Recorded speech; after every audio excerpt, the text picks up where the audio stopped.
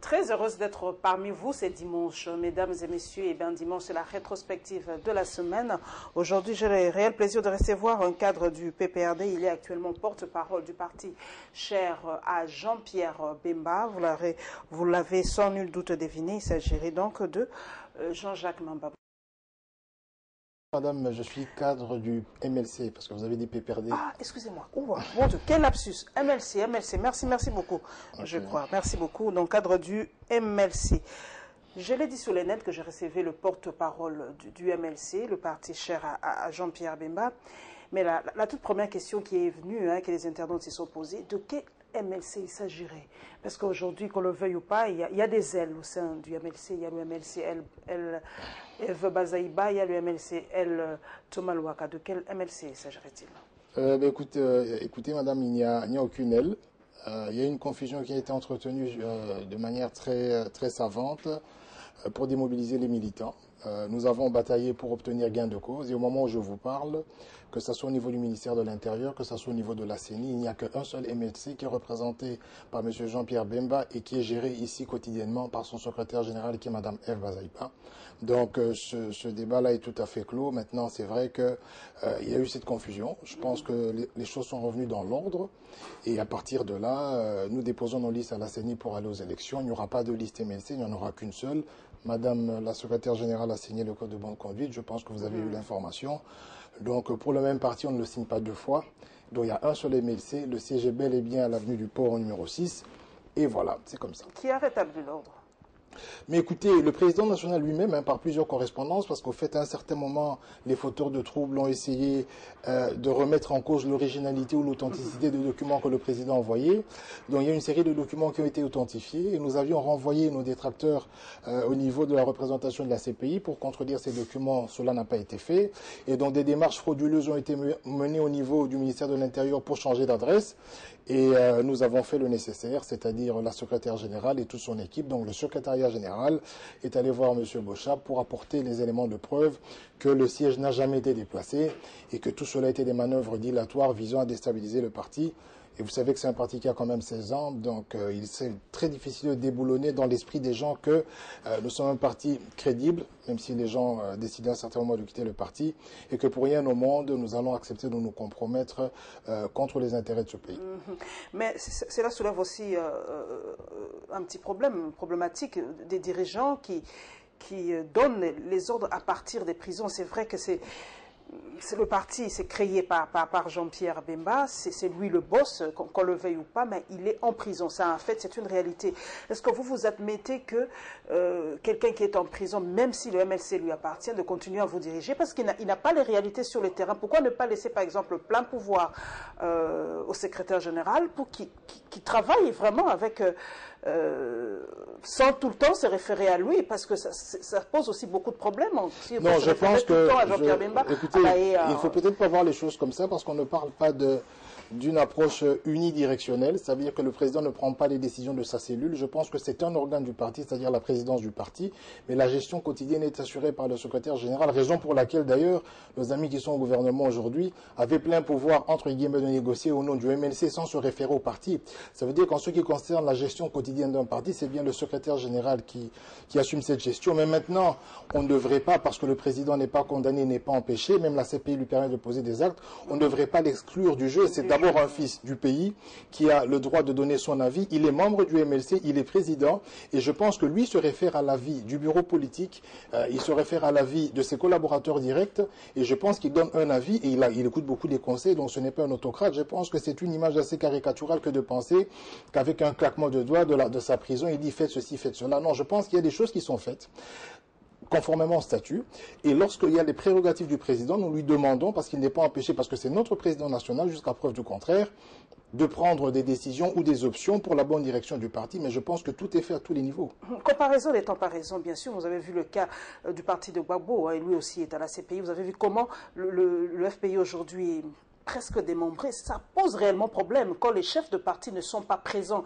Est-ce que vous êtes sûr, Jean-Jacques Mamba, que le MLC tiendra le coup si, par exemple, Jean-Pierre Bemba n'est pas sorti du prison? Les élections sont en 2016. Ça vous a pénalisé en 2011 parce que vous avez dit, vous avez tenu un mordicus que ce soit Jean-Pierre Bemba qui soit votre candidat à la présidence. S'il n'est pas libre en 2016, vous avez continué avec la même optique pour 2016. Jean-Pierre Bemba, candidat à la présidence?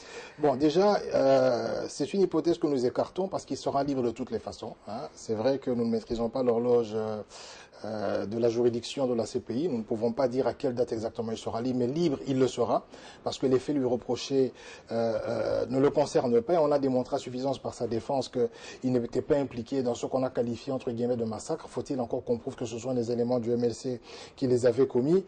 Maintenant, si vous prenez l'hypothèse selon laquelle il n'est pas là au moment où nous voulons, moi je vous assure qu'autant l'ANC a fait des années, je crois que Mandela a fait 27 ans en prison, autant l'ANC a fait des années dans le même combat, parce qu'au fait, c'est le MLC, écoutez, le MLC a 16 ans aujourd'hui. Hein, le MLC, c'est vrai que monsieur... Est-ce que ça pèse encore aujourd'hui? Il me semble bien, si il y a quelques années, c'était le deuxième parti. Il me semble que c'est encore le deuxième parti de l'opposition. Après l'UDPS, mais bien sûr, je parle de ceux qui... Avec toutes les défections qu'il y a eu, Jean-Jacques Mamba. Non, je suis en train de vous parler du calcul parlementaire. Nous sommes dans l'Assemblée nationale. Après l'UDPS, vous avez le MLC.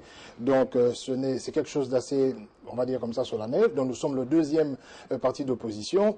Et nous avons fait ces élections, comme vous le savez, sans candidat aux élections présidentielles, mais nous sommes restés le deuxième parti. Ça veut dire que quelque part, le MLC s'est construit, comment je veux dire, une ligne, des idéaux en lesquels les personnes ont cru. Et c'est vraiment une institution. Je ne pense pas que on devrait penser que le MLC devrait, c'est vrai qu'on en souffre que le président national ne soit pas là, mais ça ne devrait pas démobiliser d'aucun, que je suis ou comme les autres, nos camarades, nos aînés, notre secrétariat général, que de continuer la lutte. Parce que pourquoi le MLC a été créé? On dit mouvement de libération du Congo. Est-ce que ce pays est sorti d'affaires? Aussi longtemps que ce pays ne sortira pas d'affaires, l'objet de notre combat va persister. Et je pense que sur cette lignée-là, vous pouvez compter sur nous pour continuer de l'avant, indépendamment des circonstances. Question avant de passer à la rétrospective. Est-ce que ceux qui sont aujourd'hui au gouvernement, Jean Kambinga et les autres, sont encore du MLC aujourd'hui? Représente-t-il le MLC aujourd'hui? J'aimerais que vous disiez son Excellence le vice-premier ministre Louaka, son Excellence M. Kambinga, pour ne pas les appeler comme ça. Moi, je ne prends pas ces noms. Je pense qu'il a même fait une émission, mon ancien collègue Kambinga, son Excellence, il a fait une émission dans laquelle il disait qu'il est service... Pourquoi vous l'appelez Excellence? Pourquoi nous avons la manie de les appeler? Il est ministre. Hein, je pense qu'il faut beaucoup de respect pour nos autorités. Nous sommes un parti républicain dont nous respectons l'autorité. Donc son Excellence a bien dit dans une émission qu'il est au service du peuple. Donc lui-même n'a pas parlé du MLC. Et je pense qu'ils se sont simplement auto-exclus. Hein. Vous comprendrez bien que même lorsqu'ils ont célébré leur nomination, ils ne sont pas venus au parti. Et aujourd'hui, nous sommes au parti à l'avenue du Port, personne n'est venu au parti. Donc, vous ne pouvez pas être secrétaire général d'un parti ou porte-parole d'un parti sans venir à votre siège. Donc, nous sommes réunis au siège, nous le faisons toutes les semaines et ils ne viennent pas, ils se sont exclus, ils font partie du gouvernement. La loi portant statut de l'opposition, son article 4 dit bien que tout groupement qui adhère à un gouvernement perd sa qualité. Et donc ils ne sont plus opposants, ils sont de la majorité, on leur souhaite bonne chance et on espère pour eux qu'ils pourront se distinguer parce que c'est quand même, allez, il y a plus ou moins 15 personnes qui viennent du MLC dans ce gouvernement. Peut-être que M. Kabila, le président de la République, les cherchait. Bon, s'il les a trouvés, tant mieux. Mais s'il ne les a pas trouvés, ça serait un peu triste qu'ils ne se démarquent pas. Qui se démarque pas. Peut-être avec ce slogan de consommons congolais, parce que peut-être jamais Kambinga se démarquera. Voilà, nous ouvrons cette rétrospective. Nous allons l'ouvrir par deux points de presse. D'abord celui du porte-parole du gouvernement, Lambert Mende Malanga, et ensuite du point de presse hebdomadaire de la mission onusienne en République démocratique du Congo.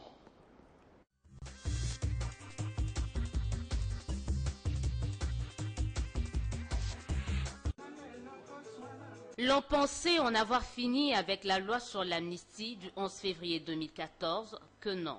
La série continue. Le porte-parole du gouvernement a publié la liste des bénéficiaires. Le moins que l'on puisse dire, c'est que cette nouvelle vague de libération accorde une part belle aux éléments de l'ex-M23, aussi bien ceux se trouvant au Rwanda, en Ouganda ou même en RDC. S'agissant de la situation sécuritaire dans l'est du pays, le gouvernement congolais, tout en se réjouissant de la mort de Kassada Karume, troisième personnalité de la rébellion ougandaise des ADF, ne confirme nullement l'arrestation du premier d'entre eux. Si par ailleurs, l'information livrée par un journal tanzanien, Red Pepper, selon laquelle Sieur Jamil Mukulu, numéro 1 de cette rébellion ougandaise ADF, a été appréhendé le 20 avril dernier à Kagezi par les services de sécurité tanzaniens qui auraient trouvé sur lui une dizaine de passeports de nationalités différentes. Si cette information se confirmait, je ne la confirme pas, ce serait effectivement un coup fatal pour cette force négative et le début de la fin du calvaire pour nos concitoyens du Grand Nord. Quant à l'opération Soukola 2, la moisson est plus que satisfaisante, en témoignent ces statistiques. Je vous annonçais le 9 avril dernier le bilan de 162 FDLR capturés en phase de désarmement forcé. Nous en sommes aujourd'hui à 232 FDLR capturés, parmi lesquels 30 Congolais associés à cette force négative rwandaise et 525 dépendants libérés, soit un total de plus de 700. Le gouvernement congolais dit néanmoins être préoccupé par l'afflux des réfugiés en provenance du Burundi, estimé à ce jour à 4000 personnes. En dépit des confirmations émanant de différentes sources, la MONUSCO dit ne pas disposer des preuves de l'incursion des éléments de l'armée rwandaise sur le sol congolais, avant d'annoncer les renforcements des patrouilles le long des frontières. Mais ce qui importe en fait, ce sont des faits. Ce sont des faits qui peuvent éventuellement corroborer ces allégations. Je pense que je terminerai simplement par dire que l'esprit des résolutions dans lesquelles nous opérons actuellement vise en particulier à mettre le fin au cycle incessant, on va dire, de reconstruction de groupes qui challengent, on va dire, l'autorité de l'État. Nous travaillons vraiment main dans la main avec les autorités de votre pays de manière à pouvoir éventuellement prévenir, mais surtout empêcher effectivement que ce cycle se poursuive. Pour les porte-parole de la mission onusienne, c'est d'abord au mécanisme conjoint de préciser si oui ou non il y aurait des troupes rwandaises en RDC. Les seuls mouvements reconnus à l'occasion de ces face-à-face, c'est l'afflux des réfugiés burundais fuyant les troubles dans leur pays. On a une estimation d'environ 4000 personnes qui auraient déjà traversé la frontière et qui se trouvent dans la plaine de la Ruzizi et qui sont principalement du côté Uvira et qui sont installés pour l'instant, pour la plupart en tout cas, dans des familles d'accueil, parce que n'oubliez pas qu'il y a aussi disons, des communautés burundaises dans la plaine. Martin Kobler a confirmé des échanges entre la mission onusienne et le gouvernement congolais en vue de la reprise des opérations conjointes entre FARDC et Casquet Bleu.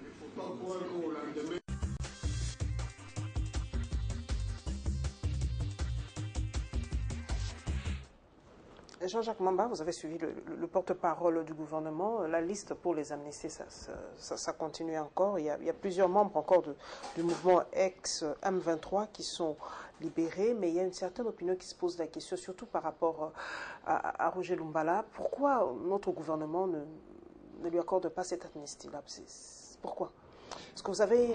Bon, je ne vais pas interpréter la position du gouvernement par rapport à ce cas-là précis, mais je vais quand même essayer d'analyser la situation qui a prévalu pendant les 10 dernières années. Vous savez, lorsque vous tuez une personne ici au Congo, on vous traite de fou, on vous arrête. Lorsqu'on vous en tue 10, on vous arrêtera, on trouvera certainement des raisons, mais lorsque vous tuez 100, 200, 300, 500, on va chercher à négocier et puis on vous amnistie. Moi, ce que je pose comme question, c'est de savoir, mais est-ce que les personnes qui sont accusées, qui sont en Makala, d'avoir porté atteinte au chef de l'État, ça veut dire offense ou outrage à la magistrature suprême, sont plus coupables que les personnes qui commettent des viols? Est-ce que dans le cadre de la liberté d'expression, les gens doivent être à Makala et dans le cadre des massacres, pas seulement présumés, mais des massacres reconnus et des viols, les gens doivent bénéficier d'amnistie et être libres. Donc moi, j'aimerais être fier d'un pays qui est plus juste, un pays qui sait faire la part des choses. Je pense que la liberté d'expression, parce que moi ici, je ne vais parler que des personnes qu'on doit amnistier, c'est-à-dire la classe politique et notamment l'opposition. Je vais parler aussi des journalistes qui, pour des opinions diverses, se retrouvent aujourd'hui en prison. Est-ce que ces personnes-là commettent des crimes plus graves que les personnes qu'on va amnistier aujourd'hui? C'est vrai que la justice est indépendante. Au nom de la paix, peut-être Jean-Jacques Mamba, au nom de la paix, on recherche cette paix à l'Est par tous les moyens pour qu'on essaie d'avoir la paix. Vous savez, la paix, ce n'est pas simplement la cessation des armes. La paix, ce n'est pas simplement lorsqu'il y a accalmie sur le plan militaire. La paix, c'est aussi la paix sociale. La paix sociale, on l'obtient lorsqu'on a la cohésion nationale. Et la cohésion nationale, c'est d'être d'accord sur des principes de la démocratie. Nous sommes l'un des rares pays en Afrique qui porte l'adjectif démocratique. La démocratie, l'une des plus grosses valeurs, c'est la liberté d'expression. Donc lorsqu'on obtient la paix, c'est-à-dire sur le plan militaire, il faut aussi rechercher la cohésion nationale, il faut aussi chercher la paix sur le plan social. Et je pense que l'un des éléments les plus probants pour garantir la paix sociale, c'est d'abord de respecter nos propres lois. Et aucunement, je pense que la liberté d'expression est consacrée. C'est vrai que dans certaines limites, mais je trouverais tout à fait injuste d'appartenir à un pays qui peut amnistier, c'est-à-dire on va trouver des violeurs et des tueurs qui peuvent circuler librement, et une personne qui aurait tenu, entre guillemets, un propos xénophobe, faut-il encore le prouver, ou une personne qui aurait des propos tout à fait contraires à ceux que la majorité pense, devrait être arrêtée parce que c'est un cas assez grave. Donc moi, je pense qu'il faut une approche assez équilibriste pour avoir une cohésion qui nous permettrait de faire avancer ce pays. On ne peut pas avoir deux poids, deux mesures. Maintenant, pour le cas de M. Lumbala, comme je vous le dirai, je n'ai pas les éléments essentiels, mais je pense bien que ce sont des faits d'armes. S'il y a des gens qui sont amnistiés et qui étaient du M23, et si M. Lumbala a été accusé, il me semble bien, de haute trahison, il peut bénéficier de la grâce présidentielle parce que c'est un fils du pays. Je ne serais pas trop choqué par rapport à les personnes qui ont déjà été libérées. Ok, par rapport aux réfugiés burundais, c'est vrai que quand ça barre chez les voisins, il faut laisser courir, mais on a l'impression que l'histoire se répète. Jean-Jacques Mamba, en 1994, on nous a obligés à ouvrir un corridor humanitaire pour accueillir les réfugiés rwandais qui fouillaient le génocide au Rwanda. Aujourd'hui, c'est presque la même chose, pas qu'il y ait génocide au Burundi, mais la situation est tendue et on ouvre les portes. Il y a plus ou moins 4000 réfugiés, mais selon certaines sources, c'est plus ou moins 20 000 réfugiés dans la plaine de la Ruzizi. Est-ce que la RDC, est-ce que l'histoire ne se répète-t-elle pas, Jean-Pierre Mamba, par rapport à ça? Doit-on vraiment accueillir tout ce monde? Est-ce que la RDC doit accueillir la misère du monde? Les Européens, vous voyez comment ils se battent pour l'immigration, mais quand même, est-ce que la RDC doit accueillir toute la misère du monde? Mais écoutez, c'est un cas humanitaire. Je pense bien qu'il y a... qui nous pose beaucoup de problèmes à la fin. Il y a des règles internationales, ok? Il y a des règles internationales nous avons signé des chartes de droits de l'homme au niveau international qui nous obligent presque à prendre en charge ou à protéger les personnes qui, à un certain moment, pensent que leur vie est en danger. Je pense que nous avons signé ce type de charte et c'est ce qui se passe. Mais au-delà de tout cela, vous savez, lorsqu'il y a des conflits dans la sous-région, dans tous les pays d'Afrique noire où il y a des conflits, vous allez constater qu'il n'y a aucune usine de fabrique d'armes. Ça veut dire que nous nous tuons entre nous sur base de certaines différences parce que nous ne voulons pas respecter nos textes, parce que nous pensons que nous sommes si providentiels qu'après avoir servi la nation, malgré qu'il y a des textes qui stipulent que nous devons arrêter à un certain moment X, nous nous sentons tellement providentiels et entêtés par l'entourage que nous disons non, écoutez, je suis le meilleur parmi tous, les gens ont besoin de moi, on va briguer, on va casser les textes, on va continuer le mandat et ça, c'est ce qu'on disait, c'est-à-dire qu'il y a une fracture sociale et il n'y a pas de cohésion et ça crée des troubles. Donc je disais qu'il n'y a aucune fabrique d'armes et toutes les armes que nous achetons, ça paye les chômages à l'étranger. Vous savez ce qui se passe. Donc ceux qui fabriquent des armes ont des employés à payer et c'est eux qui se régalent. Pourquoi nous, les Africains? On ne peut pas finalement à un certain moment se dire, mais écoutez, s'il y a des règles, voilà, s'il y a des règles qui nous régissent, s'il y a des règles du jeu qui sont établies, que nous disions, voilà, nous allons respecter les règles du jeu. Au lieu de continuer à enrichir ces fabriques d'armes au niveau international, nous allons essayer de passer par le dialogue et le respect des textes. Donc j'espère que la situation qui se passe au Burundi et celle qui pourrait arriver dans d'autres pays comme le nôtre ce n'est pas le Burundi. Hein. Non, ce que je suis en train de dire, c'est-à-dire que si mais écoutez, les éléments du 19, ce qui s'est passé du 19 au 21 janvier, prouve à suffisance que nous sommes sur une pente. Ça veut dire que si le gouvernement, si le président de la République ne prend pas ses responsabilités quant au serment qu'il a prêté l'engagement qu'il a pris de respecter cette constitution et de respecter ses mandats, on n'est pas à l'abri du désordre, peut-être pas à la manière du Burkina Faso, peut-être pas à la manière du Burundi, mais il y aura quand même une certaine forme de désordre parce que les gens seront mécontents et personne n'a pu maîtriser ce qui s'est passé en janvier. Donc moi, ce que je dis, c'est que de manière générale, nous les Africains, nous les Congolais, les Burundais, les Rwandais, devons tenir compte du fait que nous ne fabriquons pas d'armes et que nous payons le salaire de ceux qui en fabriquent. S'il y a des possibilités, parce que nous avons des textes qui nous régissent, il y a des possibilités de respecter ces textes-là, de préserver les équilibres géostratégiques et géopolitiques, on peut le faire et faire évoluer nos populations. Surtout sur le plan économique, l'Afrique est vraiment à la traîne aujourd'hui. Notre pays n'est pas un bon exemple, donc malheureusement, ce n'est pas le thème de l'émission, mais pour ne parler que de ce cas-là, oui, effectivement, nous devons recevoir les personnes qui sont en danger parce que nous avons signé une charte de l'ONU selon laquelle nous devons recevoir, donc nous sommes co-signataires de cette charte. Maintenant, est-ce que nos dirigeants comprennent... Quel est l'appui de la communauté internationale sur ça? Quand on reçoit, la communauté doit nous appuyer quand même. On dirait qu'on abandonne la RDC avec tous ces réfugiés. Mais non, vous savez, la communauté internationale nous appuie sur plusieurs plans, si pas tous les plans. Hein. Je pense que avec cet afflux de réfugiés, il y aura des unités déjà à Ouvira, il y a des unités de la MONUSCO qui gèrent, qui donnent leur appui. Je pense qu'il faut cesser de charger la communauté internationale. Nous voulons être souverains, donc ce n'est pas une souveraineté déclarative. On ne doit pas continuer à déclarer que nous sommes souverains. Nous devons matérialiser notre souveraineté, notre capacité de diriger, de gérer non seulement nos problèmes, parce que ça devient notre problème que de recevoir 4000 personnes. Mais si nous avons des indigents ici que nous n'arrivons pas à nourrir et qui meurent et qui sont enterrés dans des fosses communes, c'est vrai qu'on aura des difficultés à s'occuper de ceux qui viennent, mais c'est encore notre responsabilité parce que nous, quand nous allons à l'étranger demander l'asile, on nous reçoit, on nous nourrit, on nous protège, on nous donne des soins de santé, on nous soigne. Donc je veux dire que tous les pays qui ont pris cet engagement devaient être en mesure, avec l'appui naturellement de la communauté internationale dans certaines limites, devaient être en mesure d'assumer cette tâche. Donc, ce condensé, mesdames et messieurs, le deuxième condensé est consacré à la probable incursion de l'armée rwandaise en République démocratique du Congo et sur le discours du président sud-africain. Comme vous le savez, le pays de Nelson Mandela a été émaillé il y a quelques semaines par des incidents xénophobes. Quelques compatriotes réagissent donc face à ces deux sujets.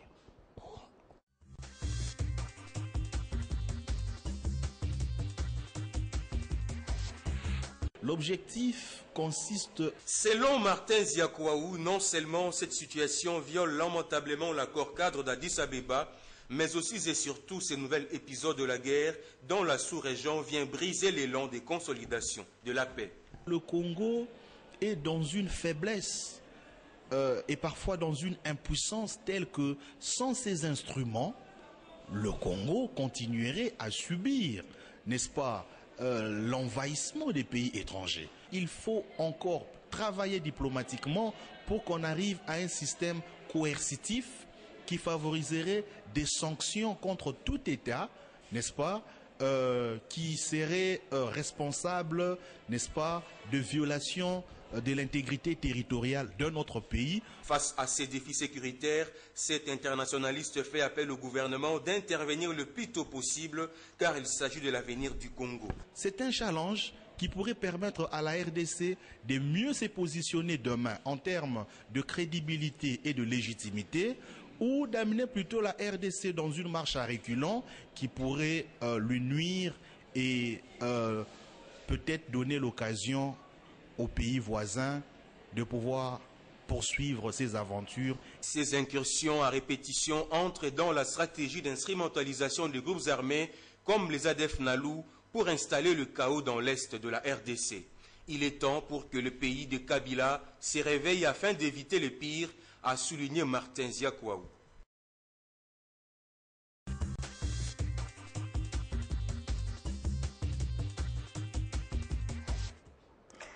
Jean-Jacques Bamba, une énième incursion en République démocratique, probable en fait, parce qu'il n'y a pas les preuves, le porte-parole du gouvernement a dit qu'il n'y a pas de preuves par rapport à ça, mais ça donne quand même l'impression qu'à chaque fois c'est la RDC qui ressemble vraiment au maillot faible des pays de la sous-région. On entre chez nous comme un couteau dans le beurre. Enfin. Vous savez, ce sont des questions militaires. L'État a une obligation régalienne que de protéger ses populations et leurs biens. Donc, cela implique une armée républicaine et dissuasive qu'il fallait organiser en 10 ans, on n'a pas encore réussi à le faire, parce qu'au fait, si vous parlez en termes numériques, je parle d'un pays qui a quand même 70 millions d'habitants, dont la tranche des personnes de 20 à 35 ans est une tranche majoritaire. On peut avoir plus ou moins 30 à 40 millions de jeunes, et peut-être 10 millions ou 15 millions de jeunes qui seraient prêts à faire l'armée ou qui sont en mesure de faire l'armée. Donc si nous n'arrivons pas à avoir une armée dissuasive, pas pour faire la guerre, une armée qui va simplement contraindre nos pays voisins à nous respecter, je pense que cela relève de la responsabilité du gouvernement. Et j'espère que si en 10 ans ils ne l'ont pas fait, j'espère qu'ils vont continuer à travailler pour qu'ils puissent nous laisser. Ça veut dire que l'époque Kabila, donc de Kabila père à monsieur le président de la République Joseph Kabila, que cette époque-là se finisse au moins, qu'on nous laisse comme héritage une armée républicaine forte et dissuasive. Parce que vraiment, ce serait un échec que de laisser une armée qui n'est pas en mesure de nous défendre. Et moi, je pense à ces mamans à l'Est, je pense à Dr Moukege qui fait un travail remarquable, et je pense à toutes ces poches d'insécurité qui, des fois, dans le jargon même du politicien, de nos amis de la majorité, vous avez l'impression qu'on parle des choses banales. Vous savez, dans certains pays, même lorsqu'une seule personne meurt massacrée, on en fait une alerte générale. Mais vous savez, ici, on vous dit, oui, hier, il y a eu une incursion, il y a eu 60 morts. Au fait, il y a une légèreté avec laquelle on traite, de la mort, en fait. Voilà, une légèreté avec laquelle on traite ce type de questions, une légèreté sur la prise en charge sociale, notamment aussi pour le cas des indigents, telle que l'une des grandes choses que M. Kabila, le président de la République, pourrait nous laisser, l'un de ses grands héritages, c'est vraiment qu'il bataille pour que nous ayons une armée républicaine dont nous serions fiers et qui pourra assurer sur le long terme la sécurité comme cela se fait dans les pays voisins. Bien que l'élément n'a pas été mis là, toutes nos excuses, mesdames et messieurs, la xénophobie en Afrique du Sud, comment vous expliquez ça? On a suivi le propos du président sud-africain, il explique que c'est là par la malgouvernance des pays frontaliers qui entourent l'Afrique du Sud. Est-ce qu'il a raison? Est-ce que c'est parce qu'on est mal dirigé que les gens fuient? Madame, pour aller chercher une meilleure vie je vous mets à défi, vous allez à la maison Schengen et vous faites un formulaire, vous faites une période de grâce pendant laquelle vous dites que les visas sont gratuits et sans condition, vous vous réveillez le matin, il n'y aura plus Kinshasa, la ville va disparaître. Et pour ceux qui sont en Afrique du Sud, qui ont subi ces violences, il y a beaucoup, même si vous leur envoyez un charter, qui ne vont pas revenir, qui préfèrent mourir en Afrique du Sud que de revenir. Oui, c'est vrai qu'il y a la mauvaise gestion. C'est vrai que dans tous les pays, notamment le nôtre, nous avons un taux d'exil qui est très élevé. Il y a la mauvaise gestion, il n'y a pas d'emploi, il n'y a pas d'opportunité, il n'y a pas d'avenir. Il n'y a que des slogans, il n'y a qu'un peu des gouvernants qui gèrent comme s'ils étaient en campagne électorale, avec beaucoup de promesses, en s'intéressant à des choses qui sont des fois superficielles, alors que le secteur primaire, ça veut dire, je parle de l'agriculture, l'autosuffisance alimentaire, en 10 ans, nous ne l'avons pas atteinte, que des gens vous parlent de fibre optique, vous parlent de la TNT, je ne sais de quoi. On en parlera tout à Donc l'heure. voilà, on va peut-être parler de ça. Mais je vous dis qu'il y a du mal-vivre dans ce pays. Maintenant, pour ne parler que de l'Afrique du Sud, il faut que les gens comprennent que même dans les pays comme la Belgique, vous avez des Flamands, vous avez des Wallons. Les Flamands sont demandeurs d'une scission du pays, simplement parce qu'ils estiment qu'ils payent plus de taxes et que leurs taxes servent à nourrir, alors que ce sont tous des Blancs. Donc comprenez que Mandela fait 27 ans en prison et que les Sud-Africains, notamment les Zoulous, qui sont majoritaires... Bon, excusez-moi, peut-être sans vous interrompre, là, vous avez donné un bel exemple des Wallons et des Flamands. Ils arrivent à tuer? Est-ce qu'ils s'entretuent comme on a vu les images? Je vais continuer. Ils ne s'entretuent peut-être pas, mais les invectives et ceux qui se disent c'est d'une violence, ils ne s'entretuent pas parce qu'au fait, on a réussi, dans le cadre de la loi, à punir toute forme de dépassement. Ici, l'impunité, vous savez comment ça se passe en Afrique. Même les Sud-Africains s'y emploient, on ne sait pas quels seront les résultats. Mais pour revenir aux Sud-Africains, je vous dis très bien qu'ils ont été mis en marge de toute forme de développement, de l'acculturation, ils n'ont pas eu droit à la scolarité. Mandela fait 27 ans en prison, il sort, le pays est libéré, et il retrouve tous les postes auxquels ils aspiraient, même s'ils n'ont pas leur qualification, pris par des étrangers. Maintenant, qu'est-ce qui se passe derrière tout ça? Il y a des ficelles, donc vous avez des animateurs politiques qui profitent de la situation parce que c'est un électorat important pour tirer les ficelles et pousser vers la xénophobie. Mais ça, c'est leur problème. Quel est notre problème? Pourquoi la majorité des médecins en Afrique du Sud sont des Congolais, alors qu'ici, on fait le seul hôpital qu'on fait après 10 ans, on met des Indiens à la gestion? Pourquoi nos médecins sont très bons en Afrique du Sud, ils ne peuvent pas être bons ici?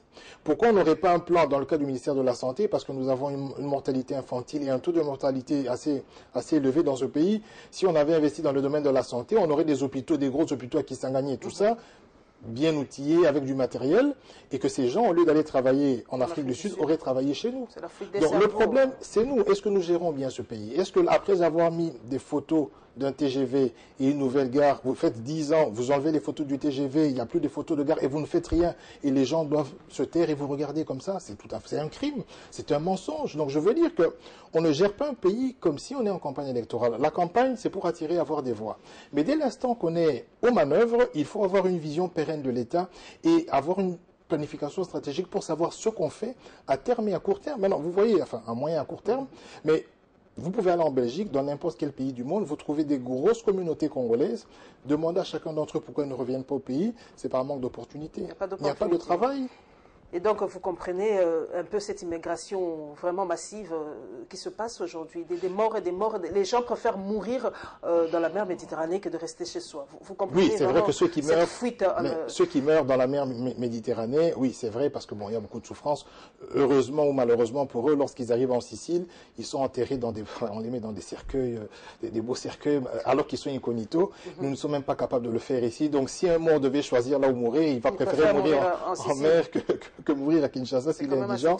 Mais non, ce que je veux dire, ça c'est un peu pour rire, mais ce que je veux dire, c'est quand même triste. Je veux dire que nous sommes des pays où nous avons, dans nos pays, il y a des ressources. Vous savez, en dehors des mines, parce que quand on parle de croissance, ici, c'est souvent au niveau de l'exportation des minerais, notamment le Katanga. Mais en termes de prestations de services, il n'y a vraiment pas de croissance, il n'y a pas l'amélioration de la qualité. Mais nous avons des ressources dans ce pays. Nous avons assez de ressources qui expliquent que vous allez constater que tous ceux qui tiennent des commerces et des grandes entreprises sont des étrangers. Parce qu'eux, ils comprennent qu'il y a des ressources, mais ils ont plus de facilités que nous.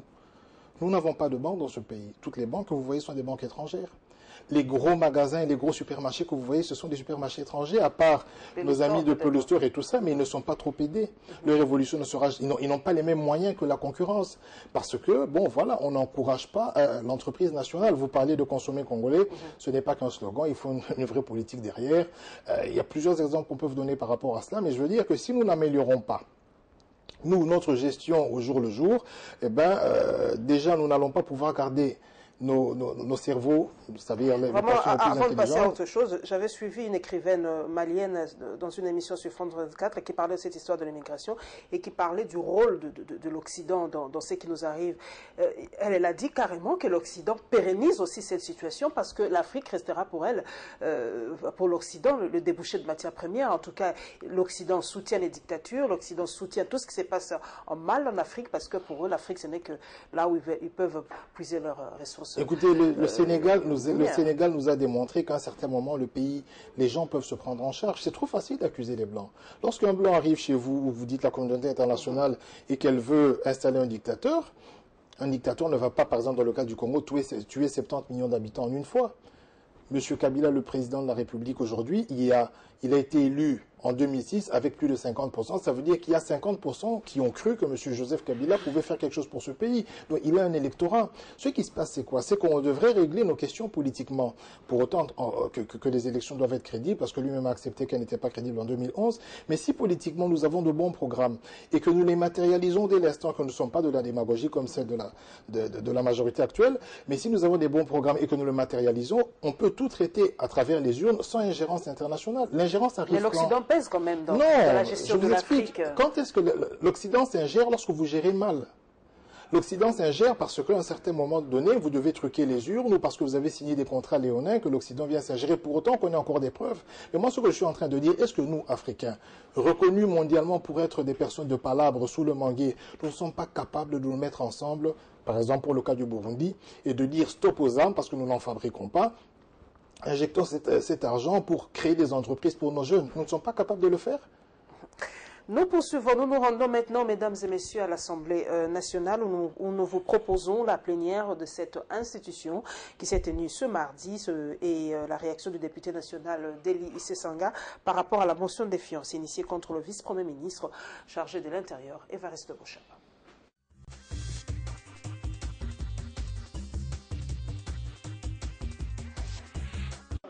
Isidore Kaboué est victime de la continuité des affaires de l'État, diraient certains. Son péché, il n'aura pas été assez explosif dans son exposé s'agissant de la subvention de petits producteurs et cultivateurs ruraux aux alentours du parc agro-industriel de Boukangalonzo. La matière à l'ordre du jour a suscité l'intérêt des élus du peuple. 29 intervenants au total ont défilé du haut de la tribune ici en la salle de congrès. Les questionnements des députés nationaux ont tourné autour notamment de la nature juridique du parc agro-industriel, la provenance du budget créé en ce parc, l'apport de la firme sud-africaine, Akon, la consommation de première récolte de Boukan Alonso, mais aussi l'épineuse question de la création de parcs agro-industriels à travers la République dans le contexte de 26 provinces. Mon souhait le plus ardent est que tout ce qui était prévu pour 11 provinces soit revu pour 26 provinces. Ma province à moi, d'Issankourou, c'est une province essentiellement agricole. Et vous allez me dire que puisque c'était prévu pour 11 provinces, au Sankourou, nous n'avons plus les moyens de faire ce projet. Les Sankourouans ne vous comprendront pas. Ces questionnements ne trouveront pas réponse dans l'immédiat. Le ministre veut du temps. J'aurai tout le temps de parler avec vous quand j'aurai donné toutes les réponses attendues de moi par l'Assemblée nationale. Isidore Kaboué reviendra ce samedi à l'hémicycle, histoire d'étancher la soif des élus. C'est à travers une motion incidentielle que le député national Délice Sanga est intervenu du haut de la tribune de l'Assemblée nationale.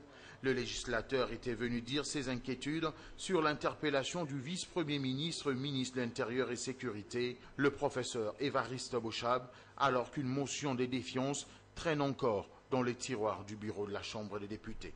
Nous étions tout simplement surpris de voir que celle-ci, jusqu'à ce jour, n'était pas toujours alignée, alors que de droit, elle doit pouvoir être alignée et que la condition de recevabilité est purgée par la présence de 50 signatures, de plus de 50 signatures apposées sur ce document. L'interpellation du professeur Évariste Bochab est consécutive à l'affaire fausse commune de Maluku. Le pétitionnaire estime que des responsabilités doivent être établies. Il y a eu de la banalisation, il y a eu un laisser-aller, une légèreté qui nous conduit à considérer qu'il y a là de fortes responsabilités politiques pour lesquelles le ministre doit pouvoir s'impliquer devant la représentation nationale, qui doit tirer aussi les conséquences. Il y a une majorité dans cette salle, j'espère qu'elle sera là pour faire son travail, l'opposition fera son travail, les patriotes et les républicains feront le même. Le bureau de l'Assemblée nationale, à travers son président, nie toute volonté de chercher à étouffer l'affaire. Aubin Minakou a promis la programmation de la matière à inscrire dans le cadre du contrôle parlementaire dans un avenir proche. De quoi satisfaire Délice Sanga. Le président de l'Assemblée nationale est un républicain, est un monsieur, il n'a qu'une parole et il respectera sa parole. Donc... Évariste Bochab sera probablement la semaine prochaine à l'Assemblée nationale. Certains espèrent voir la rigueur du contrôle parlementaire, mais il serait plus judicieux d'attendre les résultats de l'enquête.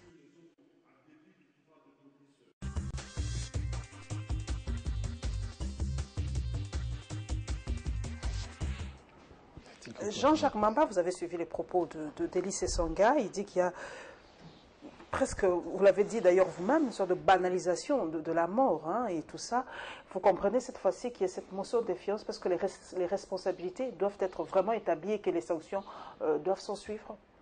Mais écoutez, madame, moi je suis porte-parole du MLC, donc comme je le dis souvent, nous sommes un parti républicain, nous avons des valeurs que nous défendons, la désacralisation de la vie humaine, le fait de ne pas donner la dignité même aux indigents, parce que vous allez vous souvenir qu'au gouvernement Matata II, on avait même omis le ministère des Affaires sociales.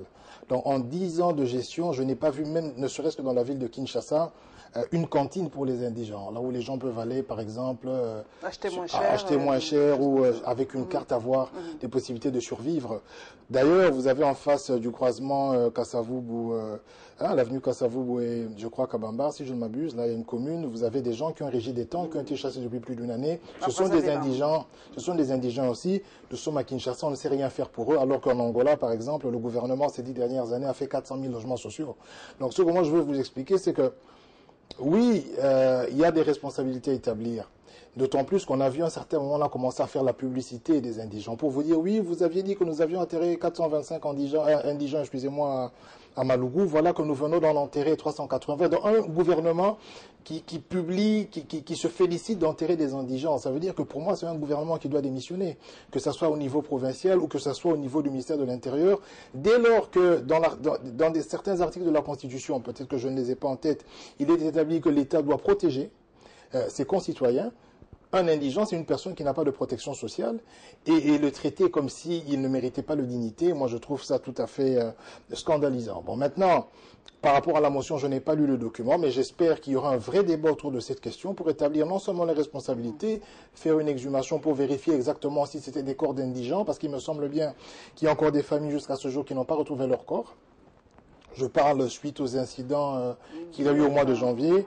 Donc j'espère que toute la transparence sera faite autour de cette affaire et que le ministère social fera son travail. Déjà, symboliquement, on pourrait déjà envisager... Pas aussi une sorte de récupération politique. Mais madame, lorsque je circule sur l'avenue, je ne vais pas très loin, nous sommes dans la capitale. Donc lorsque je circule sur cette avenue et qu'il y a la prostitution, que des gens dorment sur des tentes, quelle récupération politique vais-je faire?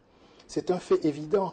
Donc si je suis dans mon véhicule avec un étranger, va me poser la question de savoir qui est-ce, je vais lui dire que ce sont nos frères et sœurs congolais qui ont été refoulés de Brazzaville. Ce n'est pas de la récupération politique.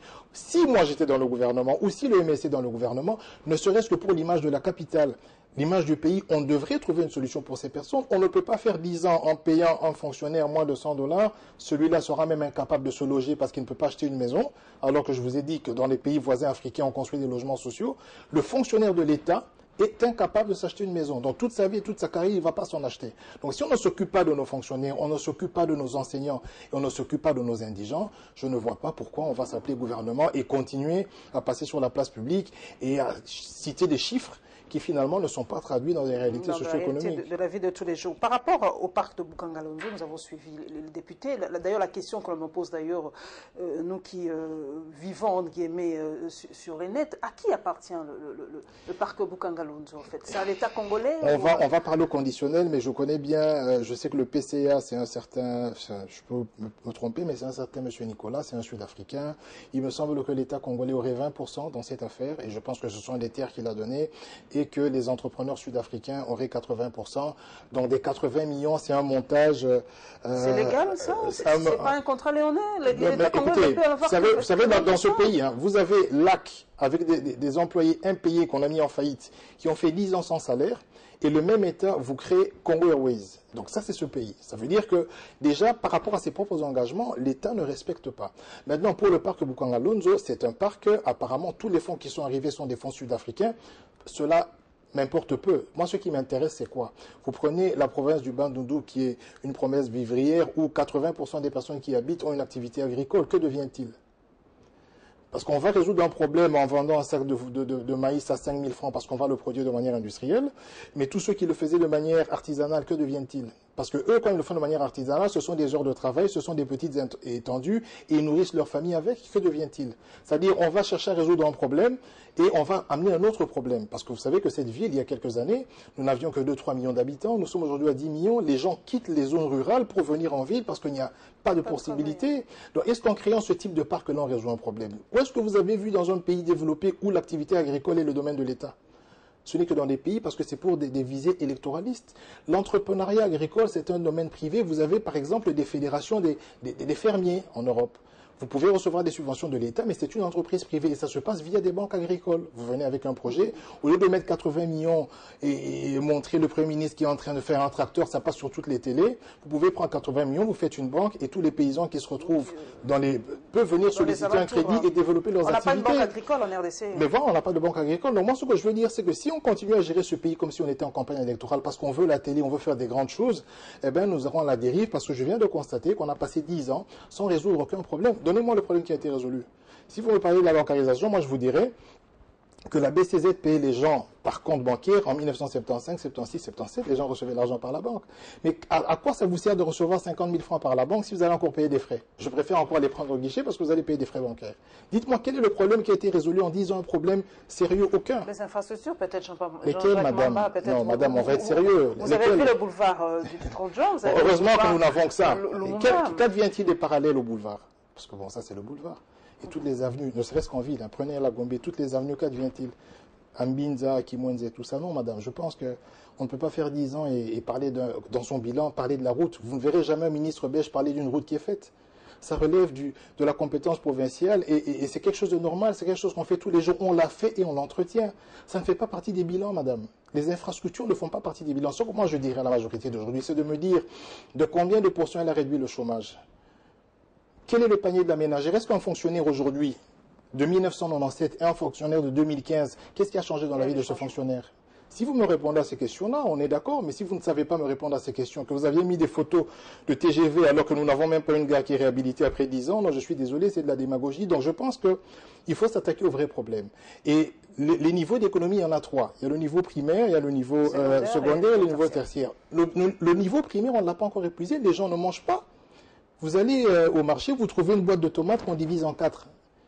Moi, en tant que Premier ministre, si je suis dans une ville où on peut produire de la tomate en quantité et qu'on vend une tomate importée, on divise par 4, je démissionne. Voilà, un coup d'œil à nos ministères. La rédaction de Congo Web Télévision a choisi pour vous la tournée de l'autorité en charge l'enseignement secondaire lors des épreuves de la dissertation et au ministère de l'Environnement sur le forum de la biodiversité.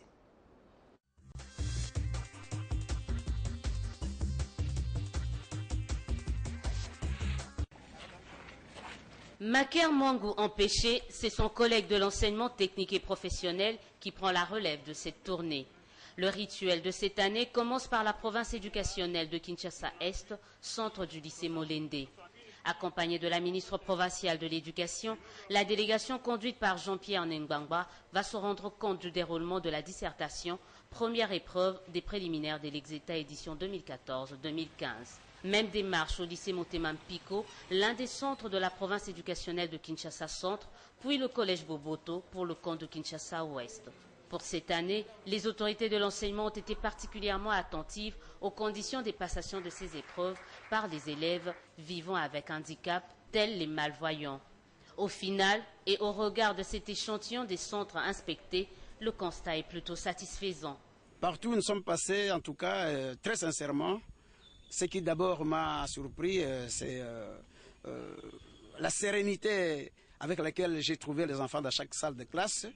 Et par-ci, par-là, j'ai également noté la présence massive des filles, surtout au Kin Centre, là où le record est sans pareil.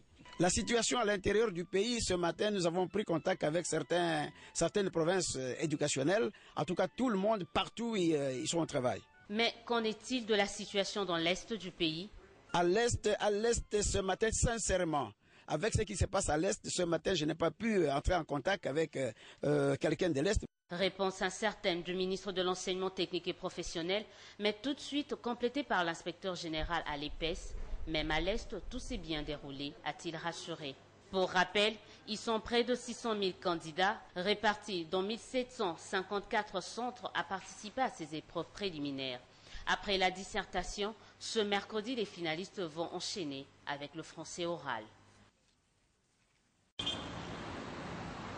Plusieurs pays africains ont pris part à cette conférence internationale sur l'exploitation illégale et le commerce illicite des produits de la faune et de la flore.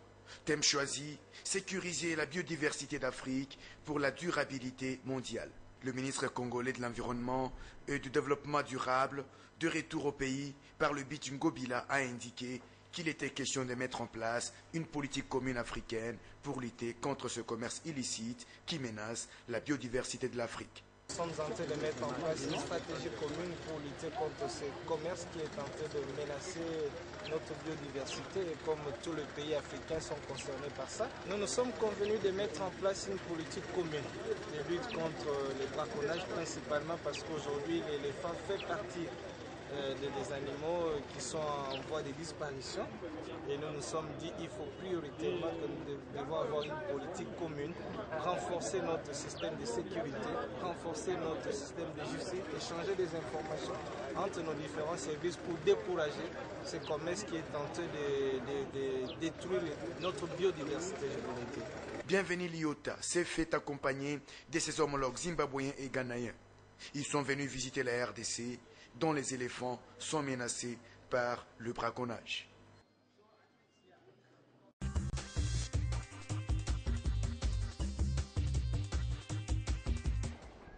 Jean-Jacques Mamba, c'est vrai que vous avez dit que la communauté internationale, on doit relativiser sur l'importance ou de l'impact de la communauté internationale, mais quand on parle de braconnage, par exemple, quand on parle de pillage des ressources naturelles, de la faune, de la flore, ça profite à qui? C'est pas à nous, c'est à la communauté internationale. Madame, j'aimerais bien que vous fassiez la nuance. Est-ce que vous avez vu des Blancs qui entraient dans les forêts pour tuer et prendre des cornes? Il y a des intermédiaires, monsieur Jean-Jacques Mamba. Les intermédiaires, ce sont des Congolais, ce sont des Africains. Donc c'est ça notre responsabilité, parce que nous ne respectons pas nos lois, parce que nos lois l'interdisent, mais nous le faisons.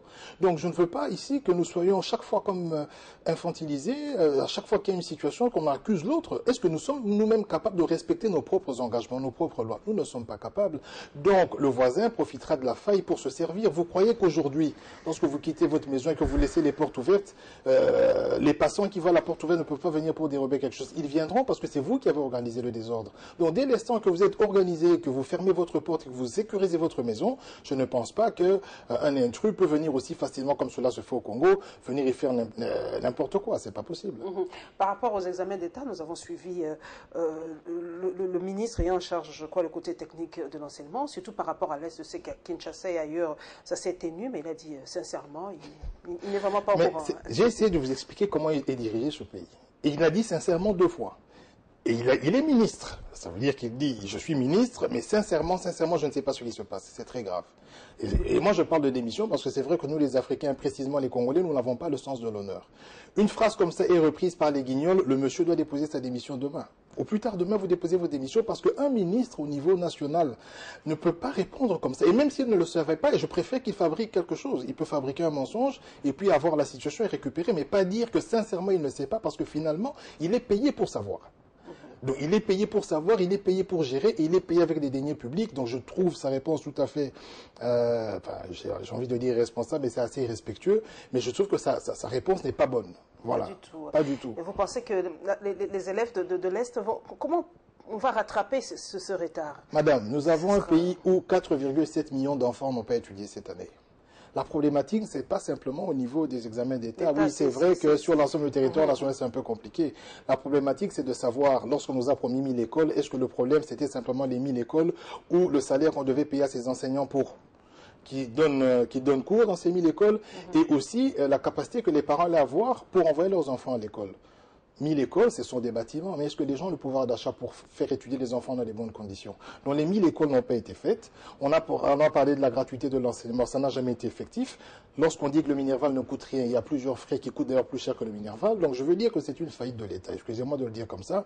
Et je pense que ce serait tout à fait triste que les troubles qui sont à l'Est perturbent finalement le bon fonctionnement et l'organisation des examens d'État. D'autant plus que, bon, même si on doit le dire comme ça, c'est des futurs chômeurs, parce qu'ils vont venir rejoindre 10 millions de personnes qui sont en âge de travailler mais qui n'ont pas d'emploi, donc ils vont venir rajouter le lot. Ce n'est pas ce qu'on le souhaite, mais c'est la réalité. Mais j'espère bien que l'autorité publique prendra la mesure de sa responsabilité pour non seulement organiser les choses telles qu'elles doivent s'organiser et finalement répondre à toutes ces questions liées à l'enseignement, à l'éducation nationale, au niveau de l'enseignement, ainsi de suite. Voilà, dossier élection maintenant. Notre rédaction a réfléchi à haute voix sur les activités de la CENI, cette institution citoyenne, et sur la sensibilisation de la jeunesse sur cet enjeu qui sont les élections à venir.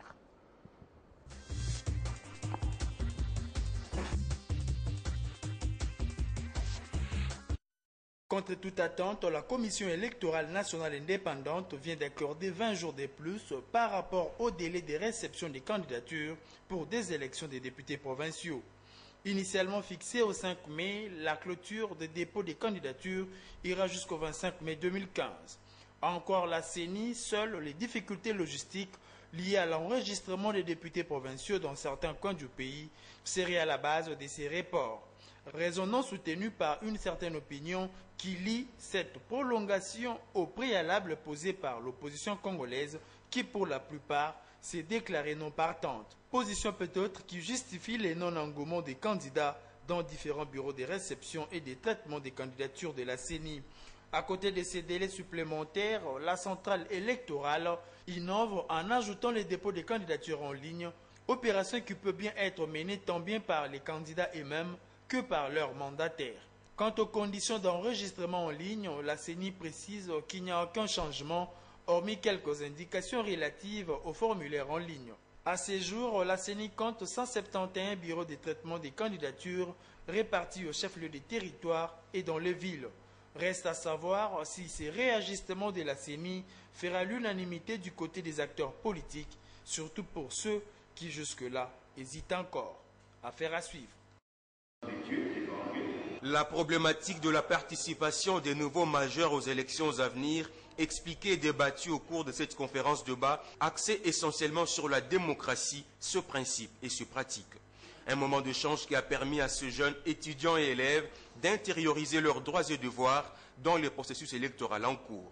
Occasion pour les animateurs de les conscientiser d'abord sur l'histoire politique du pays, ensuite sur la souveraineté du peuple. Je leur ai dit que la démocratie a été inventée par les Grecs au 5e siècle avant notre ère. C'est une forme de gouvernement dans laquelle ils sont les patrons. Et là, je pense que nous avons communié, ils ont compris qu'ils sont réellement les patrons d'aujourd'hui et de demain. Les fondamentaux de la démocratie, je pense que les enfants viennent de découvrir certaines notions qui sont des principes majeurs de la démocratie, comme la souveraineté du peuple. Ils viennent de comprendre que effectivement le peuple est souverain, qu'eux ils sont souverains. Ce n'est pas ceux qui gouvernent qui sont souverains, qui détiennent les pouvoirs, c'est eux qui détiennent les pouvoirs, qu'ils délèguent à des gens qu'ils choisissent librement lors des élections pour les représenter dans les assemblées, au gouvernement, n'est-ce pas? Ils délèguent une partie, sinon tout. La démocratie, qui n'est pas une invention congolaise, a été expliquée dans toutes ses facettes à ces jeunes majeurs qui ont acquis des connaissances quant à la définition et aux bases de la démocratie.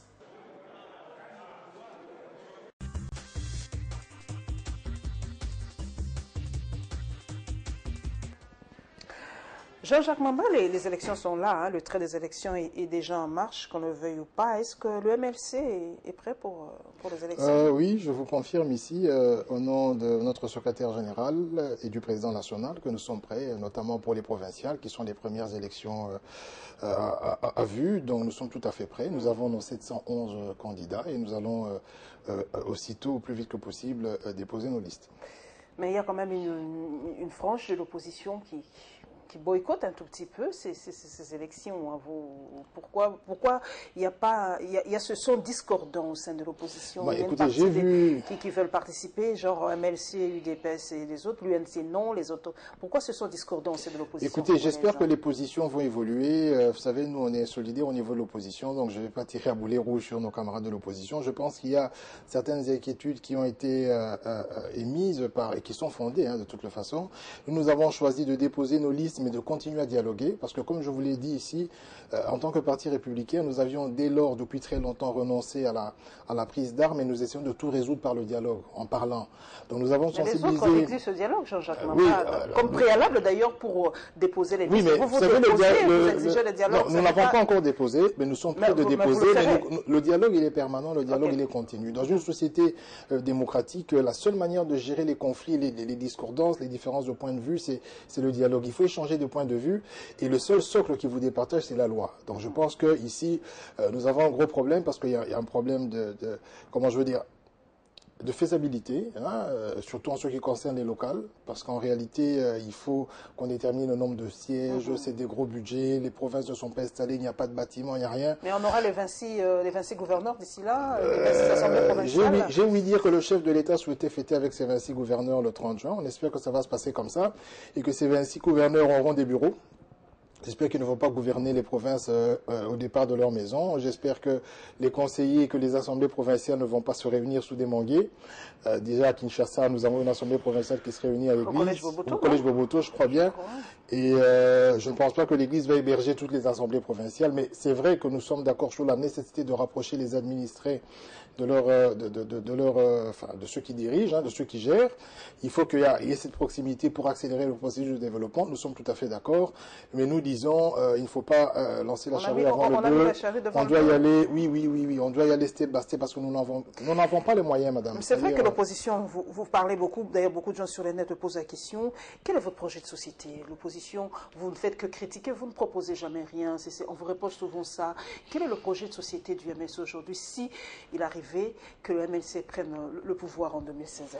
Non, nous sommes l'un des rares partis qui propose une alternative, c'est-à-dire une opposition constructive. Je pense que nous avons reçu mandat, moi en tant que porte-parole et aussi chargé de l'idéologie du parti, de transmettre, lorsque les occasions se présentent, la vision de notre président national et la vision de notre parti, donc le projet de société.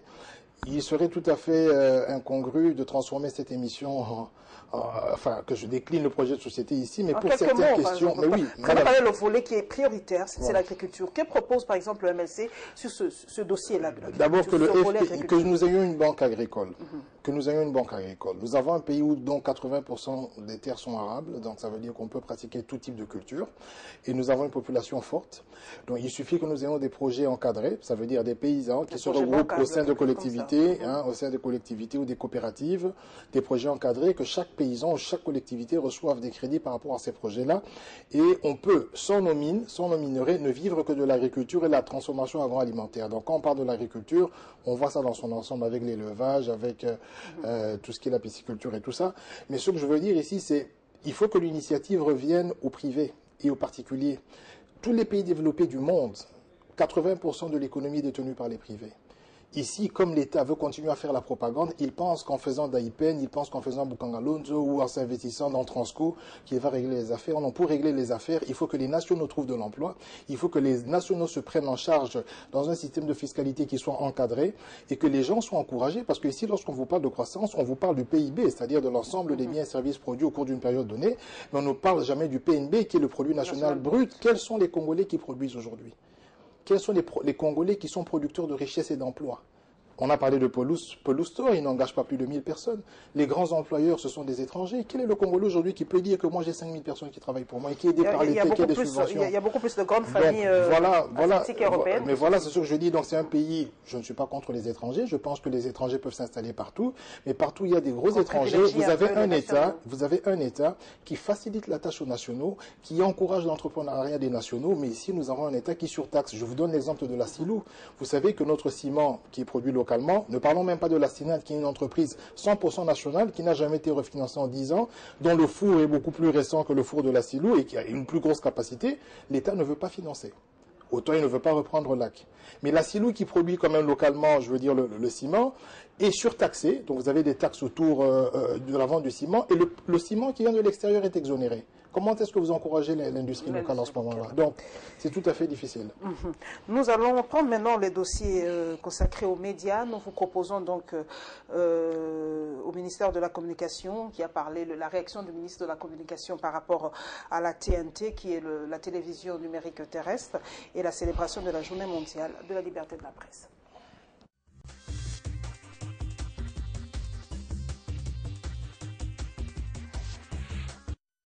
Je voudrais rappeler à l'attention de l'opinion nationale que par l'arrêté interministériel signé en date du 25 avril 2015 par le vice-premier ministre en charge de PTNTIC et le ministre de la Communication et Médias, nous avons défini les acteurs du nouveau paysage audiovisuel congolais. Nous avons également procédé à la récupération par l'État congolais des fréquences analogiques dont personne n'aura plus besoin après le mois de juin, qui avait été octroyé aux chaînes de télévision, et nous avons interdit toute importation, toute fabrication et toute importation en République démocratique du Congo des récepteurs TV analogiques, c'est-à-dire des récepteurs TV qui ne sont pas numériques.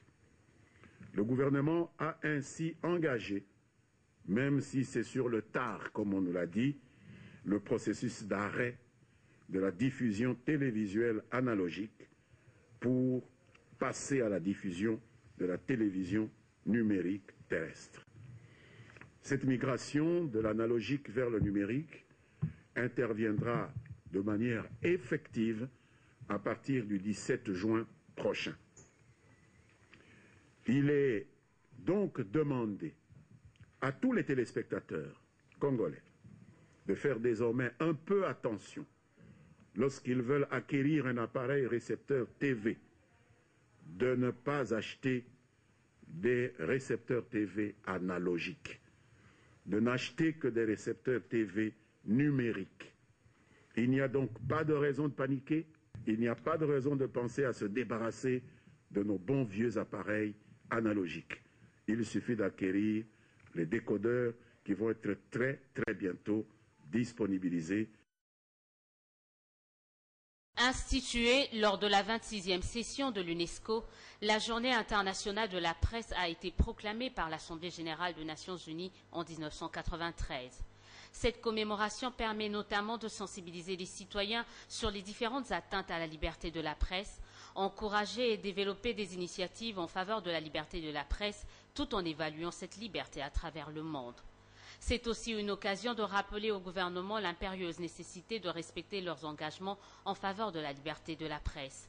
Il s'agit aussi d'un moment de réflexion pour les médias professionnels sur les questions relatives à la liberté de la presse et à la déontologie, de soutien pour les médias qui font l'objet de restrictions ou dont la liberté d'expression est muselée.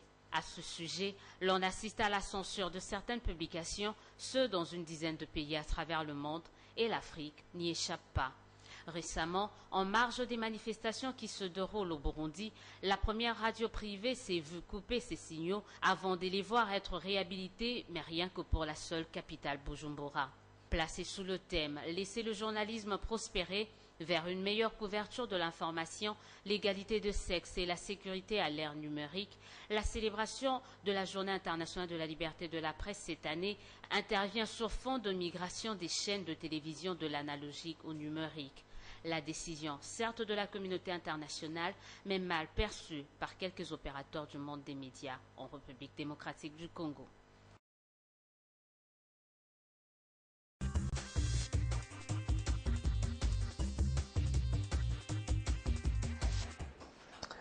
Voilà, mesdames et messieurs, peut-être à partir du 17 juin 2015, vous ne verrez plus à la télé, je serai peut-être au chômage si, si on migre vers la TNT. Mais la question que l'on se pose, Jean-Jacques Mamba, est-ce vraiment prioritaire? Est-ce qu'on a vraiment besoin de ce passage de l'analogie au numérique maintenant? Bon, déjà, madame, j'ai une information pour vous. Donc, si vous perdez votre emploi, il faut aller à l'ONEM. Vous savez où ça se trouve? Vous allez à l'ONEM et peut-être qu'ils vont vous aider à trouver un emploi. Mais non, sérieusement, pour ce qui concerne la TNT, il y a deux choses. Nous allons parler peut-être de la nécessité et puis de la finalité. Vous savez, lorsque je veux parler de la nécessité, lorsque vous prenez le taux de couverture de l'électricité, parlons comme ça globalement. Lorsque vous prenez les zones urbaines et périurbaines, donc vous mettez dans l'ensemble, vous avez un taux de 1 sur 100. Ça veut dire un Congolais sur 100 a du courant. Et ce Congolais, pour moi, la mesure, c'est le fonctionnaire qui gagne 50 000 francs. Je prends le huissier, par exemple. Peine pour s'acheter la télévision dont M. Mende est en train de parler. Et faire très la probabilité qu'il ait du courant chez lui est très faible. Maintenant, pourquoi, alors qu'on n'est même pas capable d'augmenter la couverture en électricité sur l'ensemble de la République après 10 ans, on est incapable de le faire? On va comme ça se prendre la tête avec une TNT qui, même en Afrique du Sud, a été refusée. Pourquoi est-ce que nous avons un gouvernement qui ne veut pas créer ou consolider la paix sociale? Parce que considérer la paix sociale, c'est quoi? Il ne faut pas créer des situations qui vont à l'encontre de la volonté des citoyens ou du pouvoir ou des possibilités des citoyens. Parce qu'ici, nous sommes dans un cas de possibilité. Premièrement, il faudra une télé avec un capteur analogique. Sur le marché, elle est hors bourse pour le numérique, elle est hors bourse pour la majorité des Congolais, enfin le Congolais moyen qui vit avec moins d'$1 par jour. Et deuxièmement, il n'y a pas nécessité, parce que si un pays comme l'Afrique du Sud qui a ses infrastructures et qui me semble bien a déjà dépassé le stade primaire de son développement s'en passe, je ne vois pas pourquoi nous Congolais on devrait s'attacher à quelque chose qui ne va pas nous servir. Ça c'est au niveau de la nécessité, ça ne sert à rien du tout. Mais au niveau de la finalité, c'est les conséquences. Qu'est-ce que nous aurons? Nous n'aurons que 6 chaînes. Et malheureusement, ce sont des chaînes étiquetées pouvoir. Parce que moi qui vous parle ici, je n'ai jamais été à la RTNC. J'attends l'invitation le jour que j'aurai la chance d'aller à la RTNC pour dire ce que j'ai dit ici. Je comprendrai que ce pays est démocratique. Malheureusement, nous n'avons pas accès à cette chaîne. Donc les 6 chaînes qui vont rester, nous ne donnerons pas l'accès à nous, l'opposition. Donc c'est des chaînes qui seront entre guillemets, comme ça, étiquetées. Je ne vais pas citer le nom. Donc pour nous, Rester avec ces 6 chaînes, nous priver, nous qui avons par exemple le CCTV, autant on a privé la RLTV, autant on a coupé le signal de la RTCE ou de la chaîne de M. Caméré, pour ne rester qu'avec 6 chaînes, entre guillemets, qui sont sur une certaine ligne, qui est appréciée par le pouvoir en place et les autorités, pour moi c'est tout à fait injuste. Quelle est la finalité? Et à quoi ça sert? Je ne comprends rien du tout, mais moi ce que je dis c'est que si on peut déjà commencer... C'est une recommandation, paraît-il, de la SADC, c'est normal. Madame, il y a des recommandations de l'OMS en ce qui concerne la santé. Madame, il y a des recommandations internationales en ce qui concerne la santé que nous n'avons pas suivies. Vous savez que nos enfants sont vaccinés, on reçoit des fonds de l'extérieur. Nous ne sommes même pas capables de vacciner nos propres enfants. Pourquoi nous devons suivre simplement la TNT? Pourquoi est-ce qu'alors que ça demande un investissement de plus ou moins 400 000 $ et on sait que la majorité des chaînes qui émettent à Kinshasa ne sont pas capables d'aller sur la TNT, ne sont pas capables d'investir les 400 000 $. Pourquoi est-ce qu'on va pousser les gens, non seulement acheter des télévisions, parce que là c'est un État qui est en train de, comment je veux dire, on est en train de marteler sur le pauvre Congolais, lambda, on lui dit de faire des choses alors qu'il est chargé, il n'a aucun soutien, il paye ses taxes. Je vous donne un autre exemple, l'aéroport. On vient de nous fabriquer un aéroport modulaire, donc ce n'est pas un aéroport. Maya-Maya a été fait après, il est fini, aux normes internationales, mais nous avons payé 50 $ pendant combien d'années? L'État n'est pas là que pour prendre et pour contraindre les gens à dépenser, l'État doit donner. Et compte tenu de la situation sociale, je trouve tout à fait irresponsable d'amener les gens à chercher des téléviseurs à écran plat, d'amener des gens à changer leur mode de vie et priver les chaînes les plus suivies, comme la vôtre par exemple, envoyer des gens au chômage alors que l'ONEM ne sera pas en mesure de vous prendre en charge, simplement parce qu'il y aurait, comme vous l'avez dit, des recommandations. Mais si on devait suivre toutes les recommandations internationales, ce pays ne serait pas comme celui-ci. On serait déjà bien loin. On ne suit pas. On ne suit que ce qui nous intéresse pour contraindre les adversaires, pour contraindre les personnes qui nous dérangent. Parce que d'où proviendraient les fonds pour financer la TNT pour les autres chaînes? Qui va donner la subvention? 400 000 $, c'est beaucoup d'argent, madame. Donc je ne pense pas que ce soit la bonne attitude. Non seulement pour les chaînes, parce que finalement nous aurons un seul son de cloche. J'espère qu'ils le comprennent. Et pour les intérêts de la démocratie, la consolidation de la paix, ça ne le vaut pas. Mais aussi, on va pénaliser une population qui souffre, qui passe sur le boulevard de 24 novembre et qui voit l'hôpital du Cinquantenaire comme un bâtiment, comme un musée, qui ne peut même pas s'approcher pour savoir combien coûte la consultation parce que ça fait peur. Vous faites un hôpital avec des deniers publics, mais le fonctionnaire ne peut pas s'y soigner. Ça, c'est un pays où la gouvernance doit être revue et je pense qu'à ce niveau-là, la consolidation de la paix sociale passe par l'appréhension finalement des réalités socio-économiques qui empêcheraient un gouvernement responsable d'imposer la TNT à une population qui déjà n'a pas de courant et qui n'a pas les moyens de s'acheter ce téléviseur, encore moins le décodeur dont on est en train de parler. Bon, espérons que... Je ne sais pas si le Congo-Brazza va basculer aussi. Je ne pense pas, madame. Ce n'est pas notre priorité. Il faut que le Congolais se réveille le matin puisse savoir, ne pas se poser la question de savoir ce qu'il va manger. Si on y reste au moins les chaînes de Congo-Brazza à suivre, donc si elles ne basculent pas, on reste ne fût-ce qu'avec les chaînes de Congo-Brazzaville, parce que ça sera quand même assez dur. Non, je ne vous souhaite pas d'aller au chômage. Espérons vraiment, espérons. Voilà, nous allons terminer par ces belles images de l'accostage de l'ITB Kokolo à Kisangani, troisième ville de la République démocratique du Congo, et du retour de Deonkusu à l'Assemblée provinciale du Bas-Congo.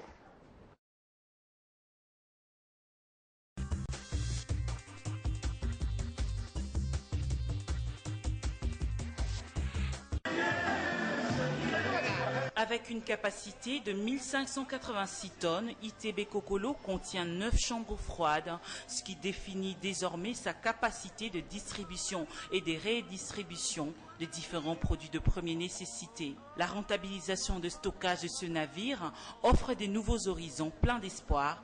Il fallait qu'on prouve au monde, surtout à la population congolaise qui peut faire confiance au bateau Kokolo. Il n'y a eu aucune panne technique, aucune panne mécanique et je crois que pour le prix, rassurez-vous, nous allons revoir à la baisse. Nous sommes des nationalistes et nous pensons à notre population. On sait que le pouvoir d'achat n'est pas assez. Or, on a besoin que les Congolais connaissent le fleuve, prennent le bateau qui leur est confié par le chef de l'État. Et on va revoir ça. Il y aura une nouvelle politique commerciale. Nous allons nous y mettre sérieusement. La bonne gestion du port, sans tracasserie et prix prohibitifs, demeure néanmoins le grand défi à relever en vue de faciliter et d'offrir des opportunités d'affaires pour générer des recettes. Elle permettra également la consolidation d'une base économique durable. L'accostage de l'ITB Kokolo à Kisangani marque le début d'une nouvelle ère dans la relance de l'économie nationale et le trafic fluvial entre Kinshasa et Kisangani. La société commerciale de transport et des ports promet un coût abordable par tonne de marchandises à y transporter.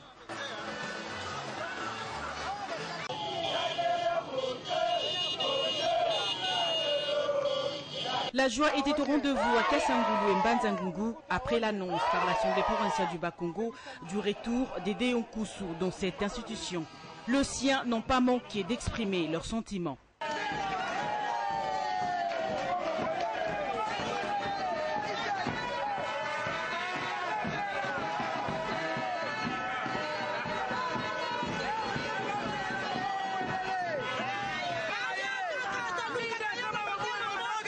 En faisant le pied à Matadi, sa circonscription électorale, l'élu du Bas-Congo a reçu les acclamations de ceux qui l'avaient élu.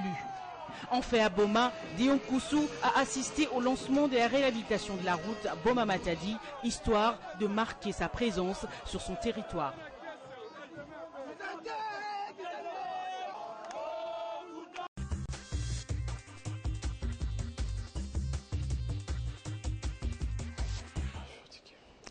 Une précision détail, mesdames et messieurs, nos techniciens, Papi Mandeki et Giluko, qui m'ont donné cette information. Hein. Le Congo-Brazzaville a déjà basculé à la TNT, mais ils sont encore dans l'analogie. Donc, ils font les deux. Hein. Donc, ils ont les chaînes en clair et les chaînes en analogie. Donc, j'espère que notre gouvernement prendra aussi la même situation. Ils sont allés tout doucement. Hein. Donc, ils vont y aller mollo jusqu'à l'élimination complète. Nous sommes en exil. On nous a chassés de Brazzaville parce qu'il fait beau vivre. Donc, je veux dire qu'il y a certaines priorités qui ont été résolues. Ils mangent bien, ça, on va dire ça terre à terre. Et c'est normal qu'ils aient d'autres priorités. Mais nous, déjà, on n'arrive pas à manger. Donc, je demande à M. Matata qui doit financer ou faire en sorte que le ministère des Affaires sociales soit vraiment opérationnel et qu'on résolve d'abord les problèmes sociaux des gens, l'emploi et ainsi de suite, avant de parler. Vous savez, le huissier à Brazzaville gagne 3 fois ou 4 fois plus que notre huissier, si pas 5 fois plus. Donc, c'est tout à fait normal que lorsqu'on a dépassé un certain stade, bon, le Congo-Brazzaville, c'est un peu petit, ils ont le pétrole, qu'on puisse penser à autre chose. Mais nous, on veut des grandes choses, on veut des grandes photos, des grandes vidéos. Mais le fond, on s'en fout. L'essentiel, ça passe à la télé. Donc, dès que c'est à la télé, et que tout le monde en parle, et puis c'est bon, et puis bon, voilà, on a fait ça, on a fait ci, mais après, c'est la catastrophe, quoi, je pense que... Vous avez vu les images de l'ITP Kokolo, mais les jeunes qui vivent aujourd'hui, on a l'impression que le Congo est en train de renaître, on dirait qu'on n'a jamais eu de bateau dans ce pays, et pourtant la RDC, l'ex-Zaïre de l'époque, avait plus ou moins 10-15 bateaux, on se rappellera toujours qu'il y a eu des bateaux de l'ITP Kokolo, et bien les autres, j'ai même oublié les noms, on ne donne pas l'impression, excusez-moi le terme, comme si c'était quelque chose d'aussi extraordinaire. Non, le gouvernement nous a tirés vers le bas parce qu'il y a eu une cacophonie hein, avec les visions asymétriques. Donc vous avez d'abord les 5 chantiers et puis révolution de la modernité. Je pense que avec la montre, avec le temps qui reste, on cherche à médiatiser des choses qu'il ne faut pas médiatiser. Je veux dire que, quelle est l'incidence économique du Kokolo sur l'ensemble de la vie congolaise? Un seul bateau, dites-moi, qui va faire un mois pour arriver à Kisangani, qu'est-ce que ça peut changer? Ça fait un mois pour arriver à Kisangani? Oui, plus ou moins un mois, d'après ce que j'ai compris, ça fait plus ou moins un mois. Dites-moi, économiquement, quelle peut être l'incidence sur quelle couche de la population? Oui, ça va peut-être améliorer le trafic pour ce tronçon-là, mais qu'est-ce qui a été fait depuis 10 ans? Est-ce qu'on peut, bon après, supposons que le mandat de M. Matata termine aujourd'hui, il va dire, bon voilà, moi j'ai rétabli Kokolo, j'ai fait le paiement par carte bancaire, on va lui dire que la BCZ le faisait depuis les années 70 jusqu'en 80, on payait les gens par la banque, il y avait plusieurs bateaux. Lorsqu'on parle des infrastructures, moi je vous informe que M. Mobutu, entre 65 et 75, il nous a fait, enfin jusqu'en 80, 85, il nous a fait 2 fois plus d'infrastructures que ce que nous vivons. Le palais du peuple, c'est encore Mobutu, le pont Maréchal, je veux dire, le stade Kamaniol, et ainsi de suite, mais il a laissé les gens affamés. Je veux dire que les gens ont oublié quand les gens disaient qu'il faut que Mobutu parte, il faut que Mobutu parte. Des fois, ils le disaient, ils étaient sur le piédestal du stade. Ils oubliaient même qu'ils étaient assis, qu'ils étaient autour du palais du peuple, que c'est Mobutu qui l'avait fait. Donc les gens oublient vite tout cela. Il faut que nous nous concentrions sur les vrais problèmes des gens. Et je dis, quelle est la différence entre le fonctionnaire de 1997 et le fonctionnaire de 2015? Quelle est la différence entre l'enseignant de 1997 et l'enseignant de 2015. Si vous parlez en termes d'accroissement de salaire, ça peut être de 10%, mais si vous voyez maintenant le coût de la vie a augmenté presque de 100%. Et lorsqu'on ne sait pas répondre à ces questions-là, vous pouvez faire le carnaval, vous pouvez faire tout ce que vous voulez, mettre les photos des TGV et tout ça, alors que vous envoyez comment on appelle ça, des locomotives qui viennent d'Ukraine, qui ne fonctionnent pas. Non, tout ça, les gens verront, mais ils vont se réveiller tous les matins avec la même question. Qu'est-ce que je vais manger? Comment j'envoie mes enfants à l'école? Comment est-ce que je fais pour me soigner? Comment je fais pour me déplacer? Et si vous n'avez pas des réponses à ces questions-là, je suis désolé, c'est un échec cuisant. Et par rapport au retour de Deonkusu, vous avez vu les images, il est réhabilité, il est revenu à l'Assemblée provinciale du Bas-Congo après une longue bataille. Écoutez, je n'ai pas personnellement suivi ce dossier.